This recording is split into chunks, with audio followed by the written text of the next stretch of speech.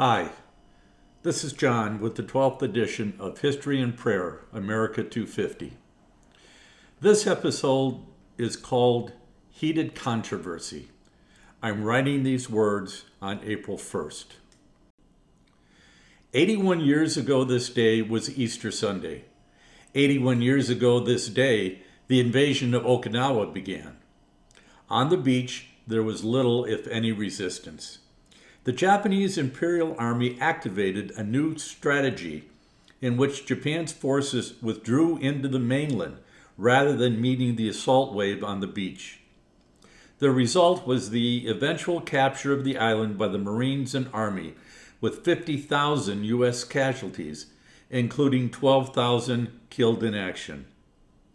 Japan's defense began with 120,000 soldiers and ended with 117,000 casualties, with 4,000 surrendering. Okinawa was to become the staging area for the eventual invasion of the Japanese home islands.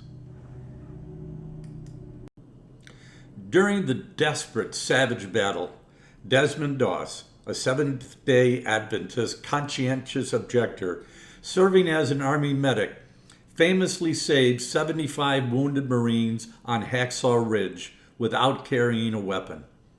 Under intense fire, he repeatedly prayed a simple, desperate plea while lowering men down a cliff one by one. "Lord, please help me get just one more." He prayed this throughout the night. Here's where we are going.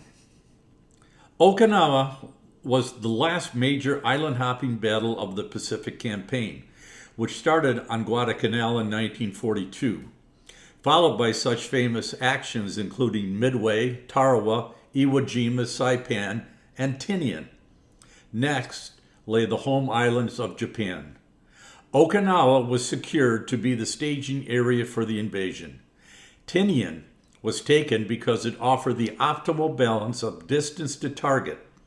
It had buildable terrain, rapid construction potential, and secure sea resupply for America's most expensive weapons platform yet, the B-29 Superfortress, which would carry the atomic bomb to the enemy. Operation Meeting House, the firebombing of Tokyo, took place on 9 through 10 March 1945. It was a low-altitude incendiary bombing run of 325 B-29s, targeting two things. First, Japan's factory system was decentralized, by which manufacturing was done in homes by civilians throughout the city. These were referred to as shadow factories. The second target was civilian morale, as the bombing destroyed over 80 square miles of dry, wood-built structures. Over time, every major Japanese city was hit. Still, the imperial government would not surrender. Well over 80,000 people died, equal to the initial death toll of the single nuclear weapon dropped on Hiroshima. So the decision to drop the bomb was made, but not without opposition. General Dwight D. Eisenhower, Supreme Allied Commander in Europe, recalled telling Secretary of War Stimson in July 1945 that he opposed the bombings on two grounds. Japan was already defeated and was seeking a way to surrender with minimal loss of face. Fleet Admiral Chester Nimitz called it an unnecessary experiment. General Douglas MacArthur was reportedly appalled by the decision. Our other options included blockading and starving the Japanese home islands, continued firebombing of Japanese cities, and the invasion of the home islands themselves.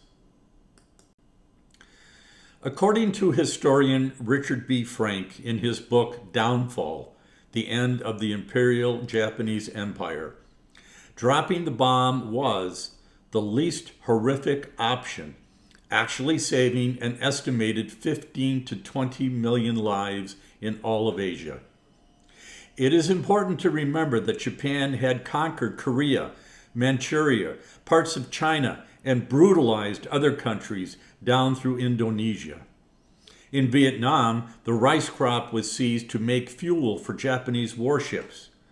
By 1945, the combination of wartime disruptions, Allied blockades, loss of imports, domestic production failures, and transportation breakdowns had pushed urban populations toward malnutrition and near famine conditions. Despite the horrendous hardships, the Japanese War Journal of the Imperial Headquarters irrationally concluded in 1944, "We can no longer direct the war with any hope of success. The only course left is for Japan's 100 million people to sacrifice their lives by charging the enemy to make them lose their will to fight." Proof of this fight-to-the-death mentality was evident in the savage battles for Saipan and Okinawa.